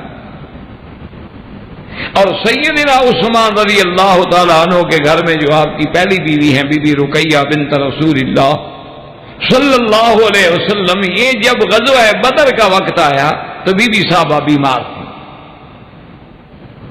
تو حضور صلی اللہ علیہ وسلم نے حضرت عثمان کو حکم دیا کہ آپ مدینے میں ٹھہریں، کیونکہ آپ کی بیوی کو تکلیف ہے، آپ ان کی تیمارداری کریں، اور بدر جانے کا آنے کا جو اجر ہے انشاءاللہ اس اجر ثواب میں بھی آپ کا حصہ ہے، اور اللہ نے وہاں ہمیں فتح عطا فرمائی تو مال غنیمت میں بھی آپ کا سام ہوگا۔ تو یہ شرف بھی سیدنا عثمان کو ملا کہ وہ بدر میں نہ گئے لیکن بدری بن گئے، وہ بدر میں نہ گئے لیکن شریک غنیمت ہوئے، اور حضور صلی اللہ علیہ وسلم نے آپ کو شریک غنیمت کیا۔ اور خدا کی شان دیکھیں کہ جس دن بی بی رقیہ کی وفات ہوئی ہے اسی دن بدر فتح ہونے کی خبر مدینہ منورہ میں پہنچی۔ اب حضور صلی اللہ علیہ وسلم کی نبوت کا زمانہ ہے، بدر کے بعد کا واقعہ ہے کہ حضور نے فزوجا ام کلثوم، حضور کی دوسری بیٹی جو ہیں بی بی ام کلثوم، ان کے ساتھ حضرت عثمان کا نکاح، اور وہ بھی ایک عجیب واقعہ ہے۔ اللہ نے حضور کے خلفاء کو ایسی نرالی شان دی تھی کہ جس پہلو سے بھی جانچا جائے، جس پہلو پہ بھی نظر ڈالی جائے، موتی ہی موتی ملیں گے۔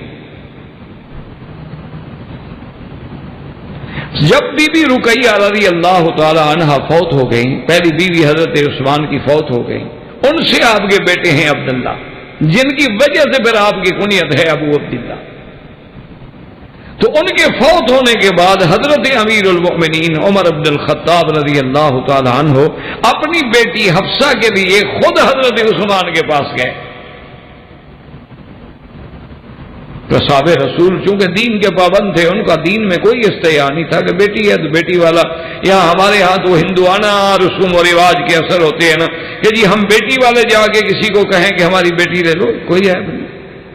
جیسے بیٹے والے کو کہنے کا حق ہے، بیٹی والے کو بھی کہنے کا حق، جیسے اس کی ذمہ داری ہے ویسے اس کی ذمہ داری ہے، بلکہ بیٹی کی ذمہ داری تو اور زیادہ ہے۔ تو سیدنا عمر رضی اللہ تعالی عنہ نے جب سیدنا عثمان غنی رضی اللہ تعالی عنہ کی خدمت میں آ کے خود پیغام دیا کہ عثمان تمہاری بیوی فوت ہو گئی ہے، میری بیٹی موجود ہے، شادی کر۔ فسکت عثمان، حضرت عثمان چپ کر گئے، کوئی جواب نہیں دیا، نہ ہاں کی نہ۔ حضرت عمر رضی اللہ تعالی عنہ میں چونکہ جلال تھا، انہوں نے حضرت عثمان کو تو کچھ نہ کہا، لیکن حضور کی خدمت میں آ کے شکایت کی کہ یا رسول اللہ، دیکھا کہ عثمان نے میرے ساتھ کیا کیا؟ ما فعل بی عثمان، حضور نے فرمایا ما فعل بک، کیا ہو گیا؟ انہوں نے کہا حضور میں اپنی بیٹی کا پیغام لے کے گیا باپ ہو کر، اور میں بھی تو قریشی ہوں، میں بھی تو قریش میں سے ہوں، میرا بھی تو کوئی مقام ہے دنیا میں اپنی بیٹی کا پیغام لے کے حضرت عثمان کے باجے بسا کا تھا۔ عثمان چپ کر گئے، کہہ دیتے میں نہیں لیتا، بھئی ہاں نہ تو کرو، چپ کر کے بیٹھے رہے۔ حضور صلی اللہ علیہ وسلم مسکرائے، حضور صلی اللہ علیہ وسلم مسکرائے اور فرمایا عمر تم کیوں غصہ کرتے ہو میرے عثمان؟ تمہاری بیٹی کا نکاح اس بندے سے ہوگا جو عثمان سے بہتر ہے، اور عثمان کا نکاح اس لڑکی سے ہوگا جو تمہاری بیٹی سے بہتر ہے۔ حضرت عمر کہتے ہیں مجھے کوئی بات سمجھ نہ آئی، کہ حضرت عثمان نے جواب نہیں دیا اور حضور نے ایسا مشکل جواب دے دیا کہ مجھے سمجھ ہی نہیں ہے. واپس آ گیا اور اس کے بعد کہتی ہیں کہ لما تزوج عثمان بأم کلثوم، جب عثمان کی شادی حضور نے اپنی دوسری بیٹی ام کلثوم سے کر دی، اب مجھے بات سمجھ آئی کہ حضور نے ٹھیک کہا تھا کہ عثمان کی بیوی وہ بنے گی جو تیری بیٹی سے افضل ہے. کوئی شک نہیں حفصہ بڑا شان ہے، لیکن عمر کی بیٹی ہے، کلثوم تو نبی کی بیٹی ہے. احباب کرام، اس کے بعد اب آپ اس مبارک سلسلے کی CD نمبر 16 سماعت فرمائیں.